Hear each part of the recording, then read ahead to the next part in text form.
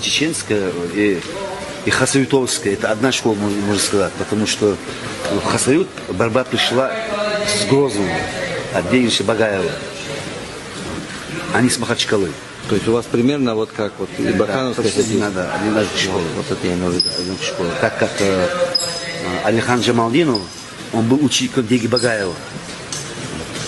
И он же в Хасавюте эту школу создал, Алихан Джамалдинов. Доложи архивный киахтыш. Ну, я не знаю, может это и вахи тоже, да, замутили вот это, сейчас же повсюду распространено это.